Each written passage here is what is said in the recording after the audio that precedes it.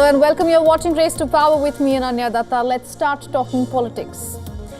Donald Trump is keeping his cards close to his chest when it comes to the mass deportation plan. But a month before taking power, he might have just revealed what his first step will be. We tell you more about that. Also, Georgia is battling a political showdown where weeks after parliamentary elections, the whole process has been branded as rigged. We tell you what happens next and how Brussels is looking at it.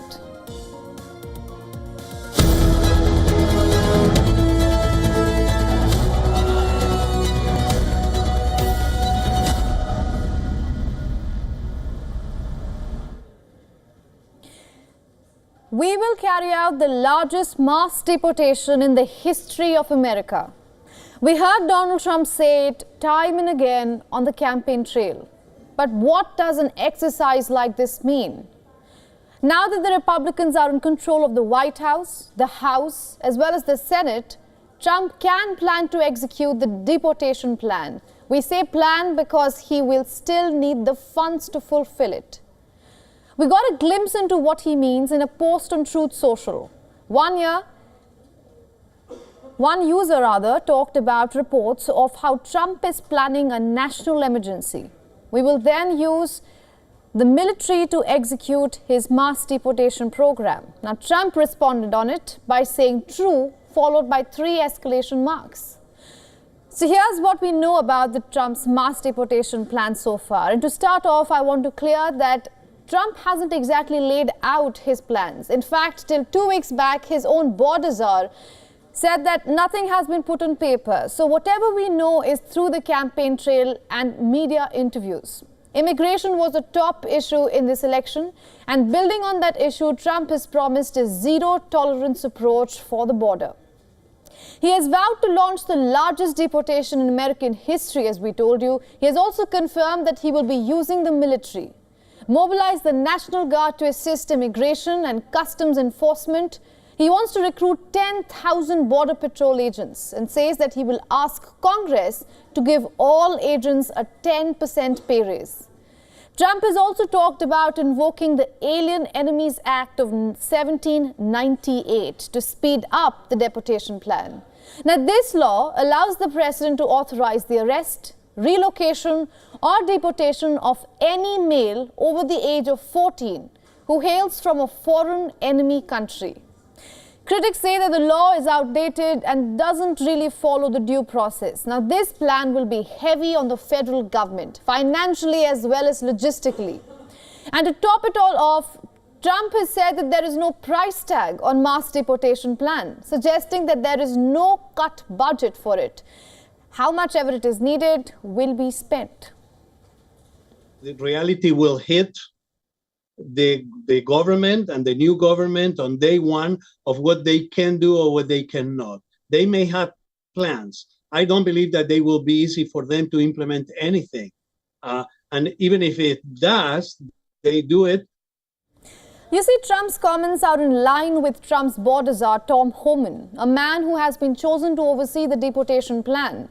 In a CBS interview from October, Homan talked about his vision of the plan, where he said, and I'm quoting, "If I'm in charge of illegal immigration, my priorities are public security threats and national security threats first."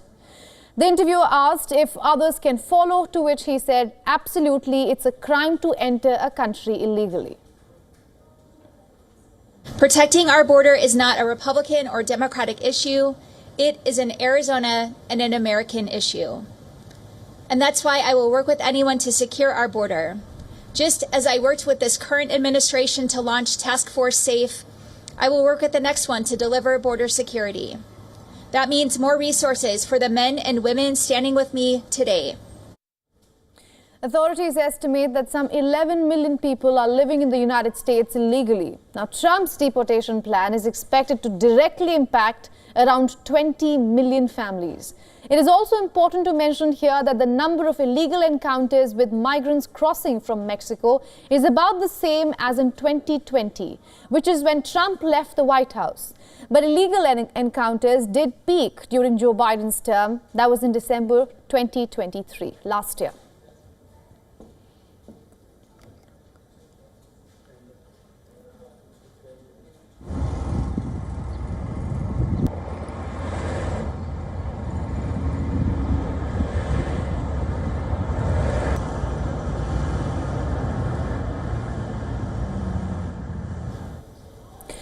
Staying with the United States, the judge in Donald Trump's New York criminal case is expected to decide on Tuesday whether the U.S. president-elect will face sentencing or escape punishment despite being convicted by a jury.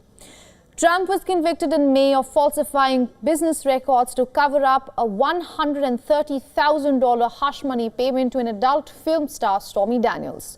Trump's then lawyer, Michelle Cohen, made the payment to Daniels for her silence before the 2016 election about a sexual encounter she says she had with Trump, which Trump denies. But last week, Justice Juan Merchan, at the request of Manhattan District Attorney Alvin Bragg's office, halted the case's proceedings, delaying the Republican former president's sentencing, which was originally set for November 26th. The prosecutors had asked for more time to consider next steps in the case, citing the need to balance the competing interests between having the criminal case go forward as normal and protecting the office of the president. A lot of people have asked, why is it that the fact that he is an incoming president should affect how the judge sentences him, or if the judge sentences him at all? And generally speaking, the administration of justice requires that if the jury has a finding of guilt and the court does not dismiss the case after that, there must be a sentencing. That said, we are in completely uncharted territory here. We've never had an incoming president, a president-elect, facing a sentencing. And we have to consider outside factors like the safety of the president, right? We have to consider factors like national security. Prosecutors may now ask that Merchan postpone the sentencing indefinitely or suggest that any sentence be postponed until Trump has exhausted all options for the appeal. Prosecutors have the option of seeking a sentence of unconditional discharge, essentially no punishment at all. Trump has long called the case a politically motivated attempt by Bragg, a Democrat, to interfere with his campaign. His defense lawyers have argued the case should be dismissed altogether, arguing that having it loom over him while he was president would cause unconstitutional impediments to his ability to govern.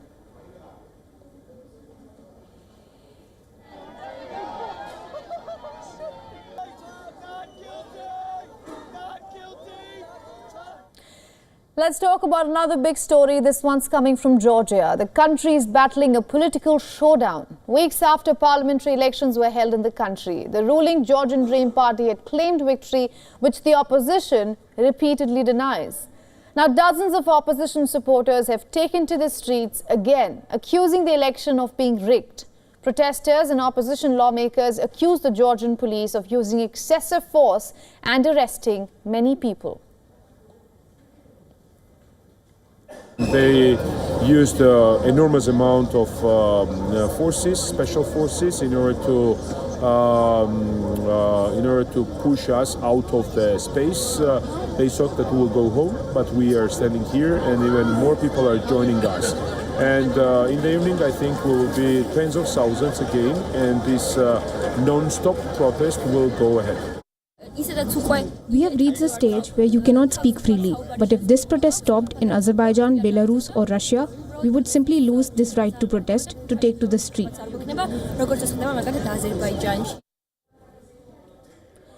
In the midst of ongoing protests, the Georgian president has taken a legal route to challenge the October 26th elections result. Salom Zurabishvili has approached the country's constitutional court to annul the poll results, and the president has accused Russia of interfering in the country's election and backing the Georgian Dream Party.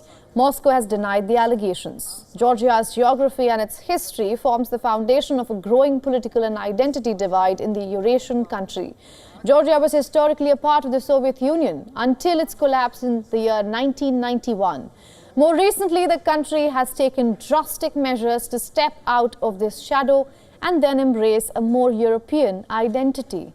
But this move has the country in split. The opposition, which is considered a pro-Western coalition, has been pushing for a European Union membership. The process of accession has been put on hold by the EU, and as the political standoff intensifies, The ruling Georgian Dream Party, which has claimed another term in power, is accused of being pro-Russia. Earlier this year, the party had also passed a controversial foreign agents bill, which critics say is backed by Moscow.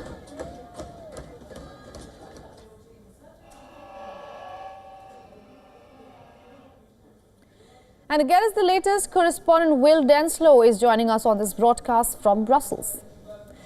Will, good to see you. How is Brussels looking at everything that's playing out in Georgia? Well, after those parliamentary elections 3 weeks ago, the EU said that there were reports of irregularities, and they have called for an independent investigation into the outcome of those elections and how those elections unfolded. Now, going forward, we've heard from Josep Borrell, the EU's top diplomat, foreign affairs chief. He says that the EU is sending a political mission to the country. He has accused the Georgian government of democratic backsliding. He has also announced that the EU is effectively cancelling around 120 million euros, that's more than $120 million, that was earmarked to go to the Georgian authorities. Instead, Josep Borrell speaking at a foreign affairs meeting here in Brussels this week, that instead that money will be going to civil society groups in Georgia, so effectively to the Georgian people, instead of going to Georgian election officials. When it comes to Georgia's bid to join the European Union, well, Josep Borrell says that in light of these elections, in light of recent developments that he describes as democratic backsliding, he says that there will be no forward advancement on Georgia's accession bid to the EU unless strong changes are made. Right. We'll also speak to us domestically in Tbilisi, with the Prime Minister rejecting any reports of vote rigging and the President saying that the people should come out on the streets against the election. What happens in the country legally as well as socially hereafter? Well, certainly very much remains to be seen, considering the fact that this is such a polarising debate in Georgia, and one that really has macro implications as well.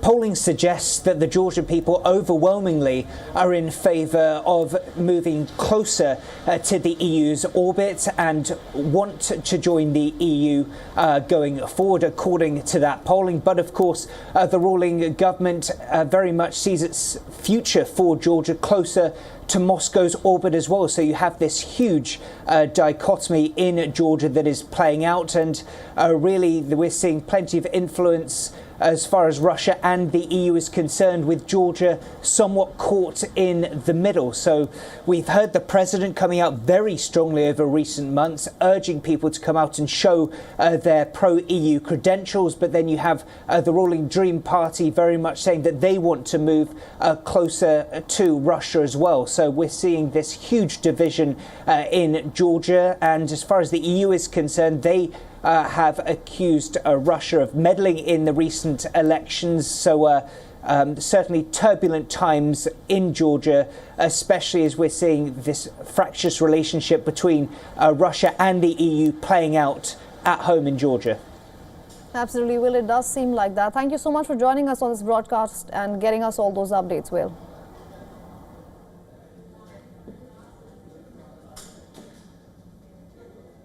Let's move across to India now. It is election eve in the state of Maharashtra. Campaigning may have ended on Monday, but the state continues to make headlines ahead of a critical and intense political tussle.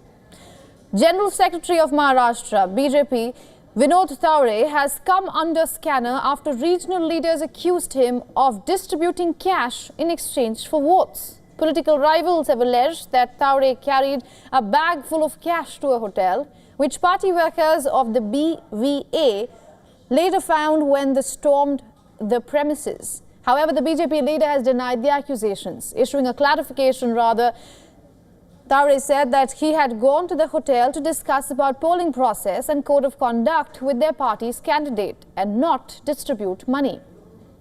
Police has filed 3 FIRs with respect to this case, and after polling officials reached the location, 2 complaints have been filed against Taure and 1 against BJP candidate Rajan Nayak. The western state, home to India's financial capital of Mumbai, will witness an intense battle between 2 multi-party alliances. 6 major parties in the state are pitted against each other as part of 2 larger umbrella alliances. Defending their position of power is the Mahayuti alliance led by the Bharatiya Janata Party. The breakaway factions of Shiv Sena led by Eknath Shinde and NCP led by Ajit Pawar are also part of the bloc. And in the opposition, fighting for a return to power is the MVA alliance led by the Congress. The Uddhav Thackeray-led Shiv Sena and Ajit Pawar's NCP are a part of this alliance.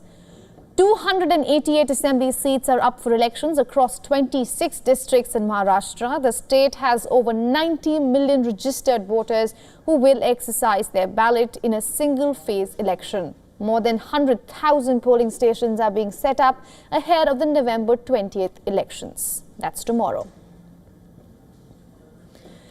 And for more on this, our principal correspondent Disha Shah is joining us on the phone line. Disha, what is the latest you're hearing from Maharashtra? Well, absolutely. So in a high-stakes development ahead of the Maharashtra Assembly elections, we are looking at a lot of drama happening on the ground. Firstly, today, just earlier during the day, the Palghar district authorities reported the recovery of around 10 lakh rupees in cash and documents from a Virar hotel, and allegations have surfaced that the money was being distributed to influence voters. And specifically, these allegations are made by the opposition parties here in Maharashtra, stating that the BJP General Secretary Vinod Tavde of orchestrating the disbursement of 5 crore rupees in the region to sway voters. However, Tavde claimed that all of these allegations are false, and a video circulating on social media we can also see that how the workers are seen confronting Tavde outside the premises. In fact, the BJP General Secretary asserted he was in Nala Sopara to provide guidance on election procedures. And in fact, he has now even challenged the opposition parties to verify his activities, labeling the claims as baseless. So, of course, the investigation is going on because this remains very common just ahead of Maharashtra assembly elections, and we have seen this happening every time during elections. There are always certain allegations that has been put by the opposition parties to the ruling party that how the money and cash transactions are being involved to woo voters. So this is something that is being investigated as we speak. Acting on the complaints, a search operation was also conducted by the returning officer, leading to the seizure of the cash and documents. So this incident, of course, has intensified the political rivalry in the region, with both sides exchanging accusations as the election approaches tomorrow. Right. Disha, also very briefly, if you could zoom out a little, tell us the importance of this election in Maharashtra nationally. Absolutely. Maharashtra always has been known as a swing state. We've seen a lot of political developments and changes happening in the last 5 years alone, which makes this election even more interesting. Because here we have 2 alliances fighting against each other. We are looking at 2 regional parties splitting just about 2 years ago. We have also seen 3 chief ministers. We have seen 2 regional parties split in the last 5 years. And that is why this election, of course, is more about the fight between the families. It's about the legacy and the popularity that each and every party holds here. And that is why we have also seen intensive campaign and the battle that has hit the ground level in the past couple of weeks. All the parties are going guns out to woo the voters in every corner of the state. Right. There are specific districts as well which the parties are focusing, and that is why it is very important because to see that which party really leads the Maharashtra political region this time around. Right. All right, Disha, thank you so much for all those updates from Mumbai.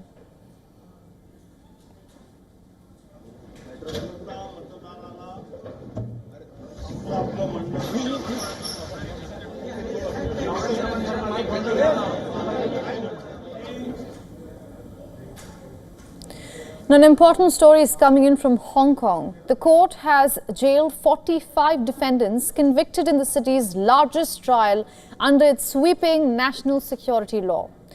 Legal scholar Benny Tai, termed the mastermind by authorities, received the longest sentence of 10 years. United States, Australia and rights groups slammed the sentencing as evidence of erosion of political freedom in the city.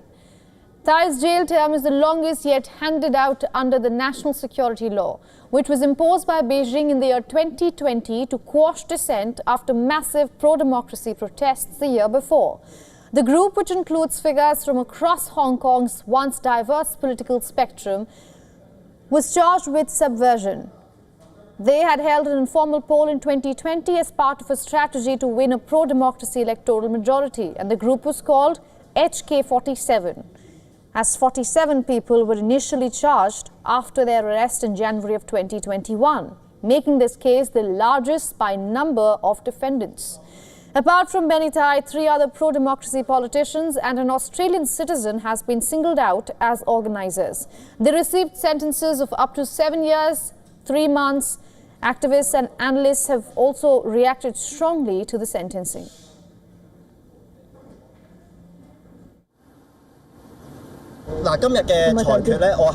Regarding today's ruling, I would not say it is too little or too much, because today's sentencing for the 6,000 people who took part in the primary election and for the 2 million people who participated in the anti-extradition movement, today's sentencing is already suppression. 600,000 Hong Kongers who casted their vote in an informal primary to support this candidate, showing their support and solidarity with these candidates to execute their plans, for realizing democracy in Hong Kong. So, and therefore, it seems that the court is not only targeting these 45 defendants, but leaving the blank of the lowest tier of the sentences could imply a lot on those who are not arrested but who have engaged in the primary elections back in 4 years ago. The law imposed by Beijing in 2020 criminalizes secession, subversion and collusion with foreign powers. The trial, which lasted from February 6th to December 4th, 2023, was a significant test of Hong Kong's national security law.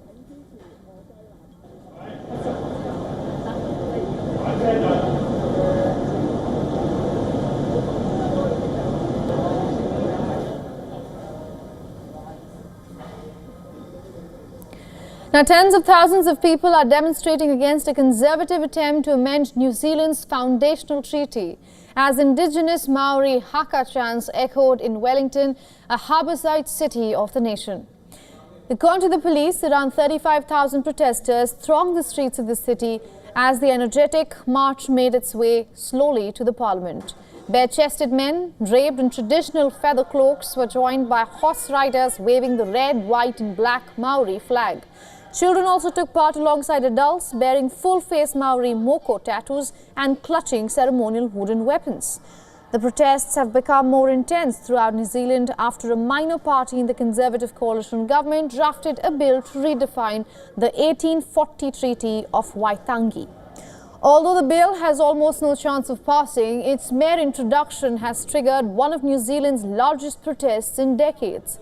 Notably, the Treaty of Waitangi, considered as New Zealand's foundational document, was an agreement signed between the British Crown and the Maori chiefs in the 1840s and is instrumental in upholding the Maori rights. Incumbent Prime Minister Christopher Luxon has voiced his opposition to the bill, saying it is doomed to fail when it comes to a parliamentary vote.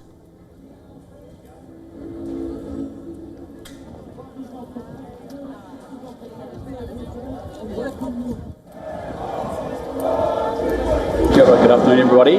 Just want to acknowledge up front that it's a pretty significant day. As you know, our position as a National Party is unchanged. We won't be supporting the bill beyond second reading, and therefore it won't become law. The bill was introduced to the Parliament for preliminary debate last week. However, the proceedings were derailed when 22-year-old Maori Party MP took to her feet in the chamber, ripped the bill in half and launched into a haka.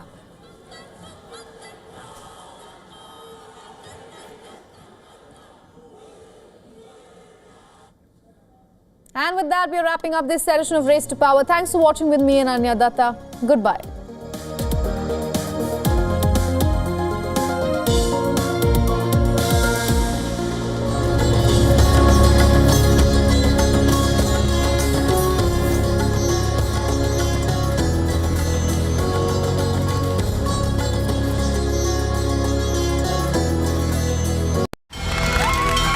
From the bustling trading floors of Wall Street to the vibrant exchanges of Asia.